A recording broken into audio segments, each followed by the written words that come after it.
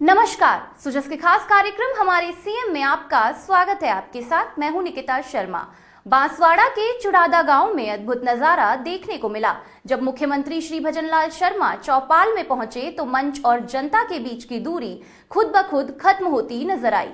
मुख्यमंत्री कभी महिलाओं के संघर्ष सुनते दिखाई दिए तो कभी किसानों से खेतीबाड़ी में नवाचार की बातें करते नजर आए। मुख्यमंत्री ने साफ संदेश दिया कि विकास सिर्फ फाइलों से नहीं, लोगों के बीच जाकर होता है। देखिए हमारी ये खास रिपोर्ट।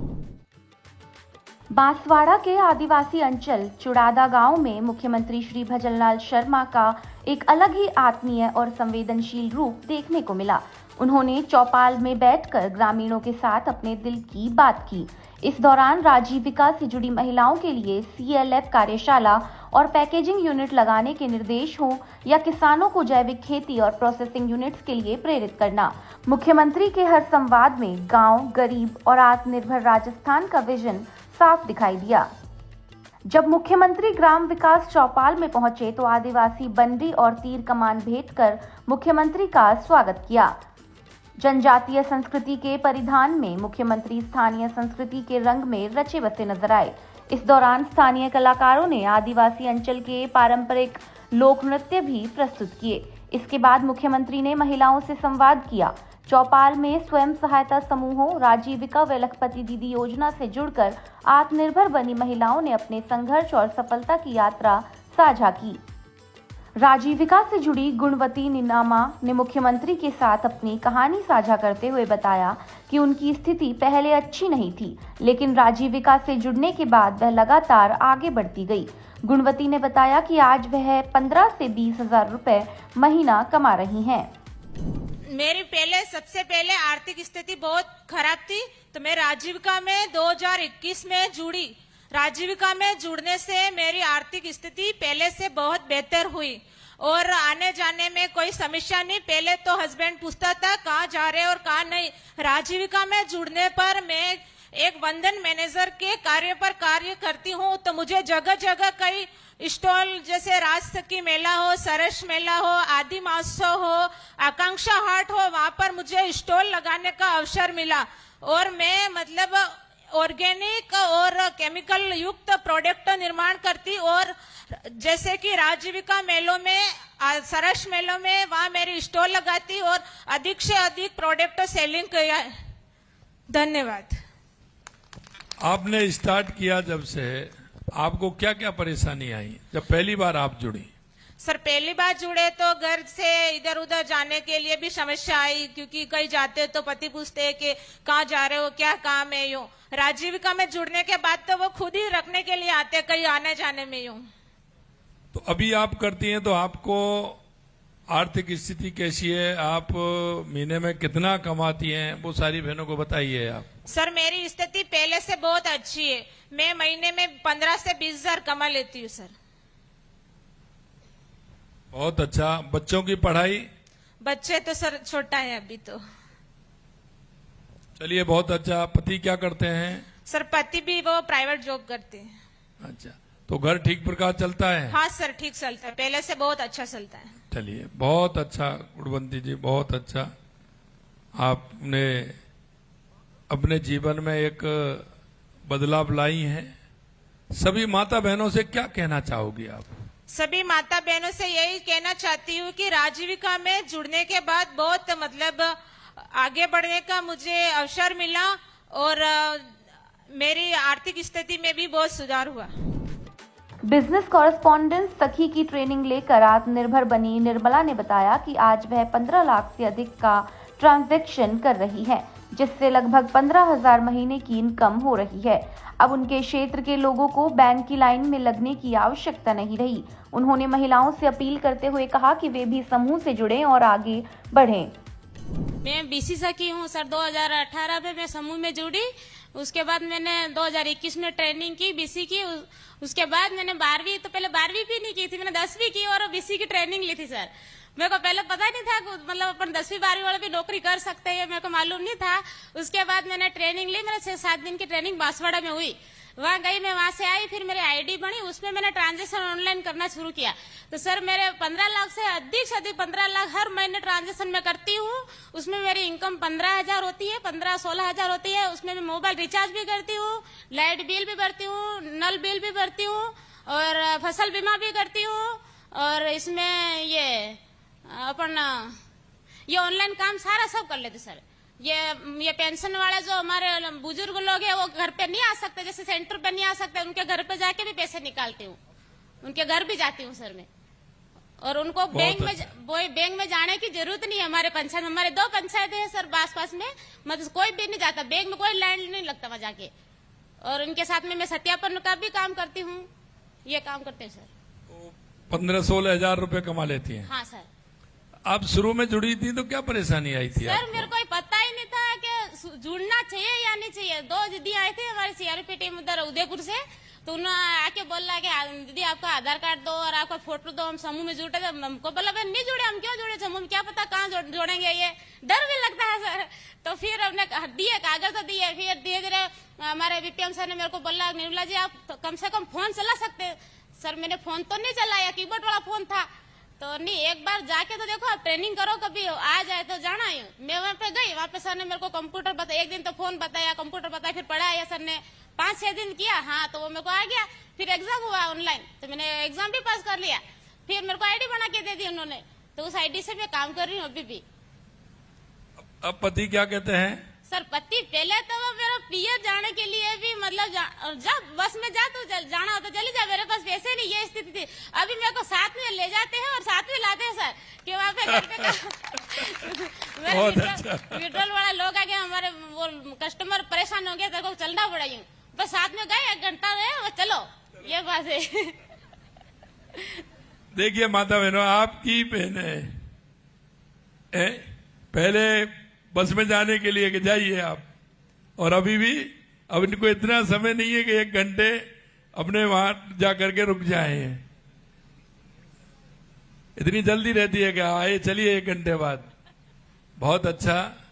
और आप अभी हमारी माता बहनों से क्या कहेंगे ये बताइए? मैं सभी दीदियों को यूं ही बोलना चाहती हूँ कि जो बाकी महिला जो नई बहुएं हैं उनको भी जोड़ो और समूह बनाओ और आगे बढ़ाओ सबको। और अपन महिला ही जुड़ के हम कुछ भी कर सकते हैं, वरना आदमियों के भरोसे नहीं रहना। हाँ मेरे को वो देगा, खिलाएगा और हम खाएंगे। बहुत अच्छा। देखो आत्मनिर्भर बनना है तो कोई कुछ ना कुछ कठोर निर्णय तो आपको लेना ही है? निर्णय क्या है कि आपको आगे बढ़ना है, जुड़ना है, काम करना है। बहुत अच्छा, बहुत बढ़िया निर्मला जी। और आपके जीवन में इसी तरह के खुशहाली रहे।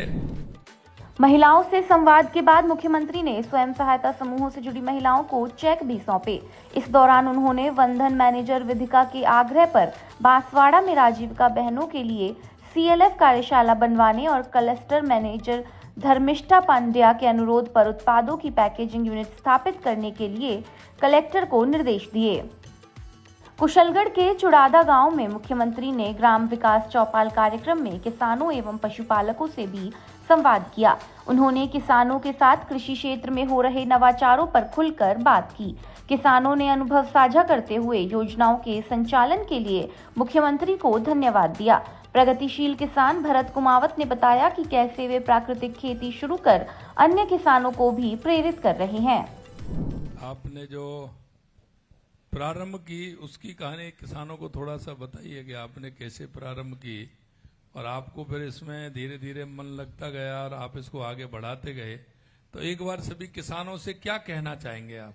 2008 में मैं कोटड़ा था और वहां से मेरे जो मदर थे, मेरी माता जी, उनको डायग्नोस होकर के कैंसर हुआ। और फिर मुझे लगा कि मुझे मेरा जो खेत है, मेरी जो खेती है, उसमें कहीं न कहीं ये जो केमिकल का जो सारा यूज हो रहा है उसके कारण से हमारे परिवार को नुकसान हुआ है। तो 2008 से मैंने उस प्रकार की जो जैविक खेती है वो शुरू की थी।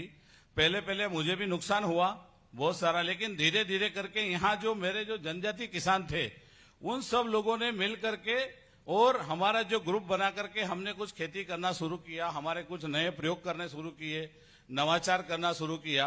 तो धीरे धीरे करके ये जो हमारे इस एरिया के सारे किसान आज हमारे साथ में जुड़े हैं और लगभग यहाँ हर किसान अच्छी इस प्रकार की 1.5 बीघा 2 बीघा में जैविक खेती करना यहाँ पर प्रारंभ किया। ऐसे 2750 किसान अभी अपना नेचुरल फार्मिंग में भी हमारे साथ यहाँ जुड़े हैं, वो भी बहुत अच्छा यहाँ पर काम कर रहे हैं।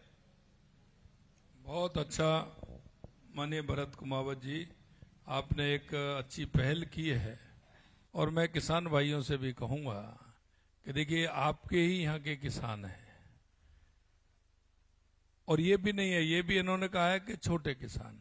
आपकी जो बात आपने कही है निश्चित रूप से उस पर हम विचार करेंगे और आगे उस काम को हम आगे बढ़ाएंगे। मैं इतना कहना चाहता हूं कि ये मेरे किसान भाई अगर इस तरह से अगर जुट जाते हैं तो हमारी ये भले ही छोटी जोत है, क्योंकि ये पता है हमें बांसवाड़ा, डूंगरपुर, प्रतापगढ़, हमारे इस इलाके में जमीन कम है, जोत कम है। हमारे किसान पर 4 बीघे, 5 बीघे, 8 बीघे, 10 बीघे, 15 बीघे इतनी है, तो निश्चित रूप से उसका लाभ आप उठाएं। बहुत बहुत धन्यवाद भरत जी, आप अच्छी खेती कर रहे हैं, इसके लिए प्रगतिशील किसान आप हैं, बहुत बहुत धन्यवाद। प्रगतिशील किसान बहादुर सिंह ने भी बताया कि कैसे वे जैविक खेती के जरिए बम्पर पैदावार कर रहे हैं। इस दौरान मुख्यमंत्री ने उनके काम की सराहना करते हुए उन्हें और आगे बढ़ने के लिए प्रेरित किया। मैं प्रगतिशील किसान हूं और प्रगतिशील किसान के साथ में भारत सरकार द्वारा संचालित जैविक कृषि बीआरसी हूं सज्जनगढ़ का। मेरे कार्यक्षेत्र में 9 क्लस्टर बने हुए हैं, 1125 किसान जिससे लाभान्वित हो रहे जैविक कृषि में। जब मैं शुरुआत में जैविक कृषि से जुड़ा तो हमारे परिवार के और माता भी कहती थी, बेटा ये ड्रम में घोल घोल के गोबर का क्या कर रहा है, इसका क्या है, मार्केट से सीधे जाओ और सीधे बैग ले आओ और खेत में अपनाओ। मैं मेरी माताजी से पिताजी से बोलता था, पिताजी ये जहर है, जब अपनी धरती जहर हो जाएगी तो अपन सारा मानव समूह भी जहर से बीमार से ग्रसित होगा और उसके लिए कोई आने वाला समय में इलाज नहीं होगा। तो मैंने कहा माताजी ये गोबर है, ये बहुत अच्छा, ये माँ लक्ष्मी का रूप है और यही धरती माता तो जहर से मुक्त कराएगी। तो माँ ने कहा तेरे को एक अलग से खेत दे देते हैं कि उसमें तू तेरे ये कर, तो उसमें कम उत्पादन होगा, तो तू जाने तेरा काम जाने। जब मेरा प्रथम बार में ही मेरा उत्पादन कम हुआ, दूसरे साल मेरा अच्छा सा उत्पादन होने लगा और मेरा कोई पेस्टिसाइड रासायनिक खाद मैंने नहीं डाला और मेरा अच्छा उत्पादन हुआ। मेरा जो गेहूं है 1 बीघे में मेरा जो गेहूं का उत्पादन हुआ वो 5 क्विंटल हुआ और मेरा गेहूं 55 रुपए किलो के भाव से बाहर हमने पुणे सिटी में भेजा, क्योंकि मैं भी संघ परिवार से जुड़ा हूं और साथ में मैं ग्राम विकास कुशलगढ़ का खंड संयोजक भी हूं। इसी नाते प्रतिदिन किसानों के बीच में जाकर के 15-20 किसानों में जाकर के जीवामृत बनवाता हूं, जैविक कीट नियंत्रण बनवाता हूं, गो कृपा अमृत बनवाता हूं, प्रैक्टिकल उनके खेतों में जाकर के डलवाता हूं। यदि ज्यादा खेत है तो खेत के चारों तरफ खड्डे खुदवा करके 10 किलो 20 किलो ऐसे गोबर डाल करके उसमें गौमूत्र डाल करके गोबर डाल करके उसका घोल बनवा करके पानी के साथ में पूरे खेत में पूरा गेहूं जैविक उत्पादन करके फिर उनका उत्पादन में वृद्धि भी होती है और किसान को जो पेस्टिसाइड और रासायनिक का खर्चा है वो बच जाता है। मेरे खुद के पेस्टिसाइड और रासायनिक का खर्चा साल भर का 12,000 होता था, अब मेरे 0 हो रहा है। ये भारत सरकार की लोक कल्याणकारी योजनाएं एवं राज्य सरकार की लोक कल्याणकारी योजनाएं बहुत अच्छी हैं और आने वाले समय के लिए भारत धरती माता हमारी जहर से मुक्त होगी। ये हमारा इस कुशलगढ़ क्षेत्र में ये बिल्कुल एमपी गुजरात और बॉर्डर से छटा हुआ है। मेरा आपसे एक गुजारिश है, यहाँ पर एक पानी का जो फार्मोपोन बना होता है, मैंने भी 1 साल पहले फार्मोपोन लिया, क्योंकि हमारे के अंतिम में अक्टूबर नवंबर में पानी सूख जाता है और जो ढलान होता है तो पानी बह के चला जाता है। सरकार के माध्यम से हमने फार्मोपोन लिया जिसमें सरकार ने हमको 73,500 रुपए का अनुदान दिया और वही पानी हमको अक्टूबर नवंबर में कपास की फसल में, गेहूं की फसल में हमको मिला और जिससे हमारा गेहूं का उत्पादन अच्छा बढ़ा। तो अंतिम में 1-2 पानी के बाद गेहूं सूख जाता था, तो उसमें कहीं कहीं क्या होता है, हमारे पहाड़ी क्षेत्र है, पत्थर वाला है, तो जो सरकार का मापदंड है उसमें हम खोद नहीं पाते हैं, उसमें पैसा ज्यादा लग जाता है। 21 मीटर इंटू 21 मीटर और 3 मीटर गहरा फार्मोपोन होता है, तो पत्थरी जमीन में ढलान तो होता है लेकिन हम खोद नहीं पाते हैं। तो उसके लिए भी आपका आशीर्वाद हमारे कुशलगढ़ विधानसभा क्षेत्र के मिले, ऐसी हमारी गुजारिश है। दूसरा, जैविक जो कीट नियंत्रण बनाते हैं, अभी कपास की फसल है, अभी हमने 1159 परिवार में जैविक कीट नियंत्रण के ड्रम प्रति घर जाकर के बना दिए। वो 21 दिन में तैयार हो जाएगी। इसके बाद ये खरीफ फसल में किसान पेस्टिसाइड नहीं खरीदेगा, उसके खेत पे जाकर के उसके जो टंकी है उसमें मापदंड दे रखा, उसमें डलवा करके स्प्रे करवाते, ये काम करवाता हूं मैं। और 40 गांव मुझे दे रखे हैं और वर्तमान में राजस्थान सरकार और भारत सरकार का बीआरसीयू सज्जनगढ़ में मैंने रिसर्च इनपुट, बायो इनपुट, जैविक कीट नियंत्रण, जीवामृत, 10 प्रणी अर्क बनाने का एक केंद्र खोला, जहां पर किसानों को आदान प्रदान करता हूं। जय श्री राम। बहुत अच्छा बहादुर जी, आपने तो पूरी प्राकृतिक खेती को पूरा जोड़ दिया है और आपने कितने लोगों को आप बचा रहे हो, ये बहुत बड़ी बात है। ग्राम विकास चौपाल में मुख्यमंत्री ने किसानों, पशुपालकों एवं युवा उद्यमियों को विभिन्न योजनाओं के चेक एवं स्वीकृति पत्र भी सौंपे। कार्यक्रम के बाद मुख्यमंत्री श्री भजनलाल शर्मा ने चुड़ादा गांव के ही गट्टलाल यादव के घर पहुंचकर भोजन किया। परिवारजनों ने तिलक लगाकर उनका गर्मजोशी से स्वागत किया। भोजन के पश्चात मुख्यमंत्री घर के बाहर खाट पर ग्रामीणों के बीच बैठ गए और महिलाओं व ग्रामीणों से आत्मीय संवाद किया। इस दौरान उन्होंने लोगों की कुशलक्षेम पूछी, खेती बाड़ी की जानकारी ली और गांव के जीवन से जुड़ी समस्याओं व अनुभवों को बेहद सहजता से सुना। ऐसे में मुख्यमंत्री श्री भजनलाल शर्मा का यह दौरा ग्रामीण विकास, महिला सशक्तिकरण और आत्मीय संवाद की एक प्रेरक मिसाल बन गया। सुजस के खास कार्यक्रम हमारे सीएम में फिलहाल के लिए इतना ही। फिर मिलेंगे किसी और नई खबर के साथ। तब तक के लिए देखते रहिए सुजस समाचार। हमारे चैनल को लाइक, सब्सक्राइब और शेयर करना ना भूलें। धन्यवाद।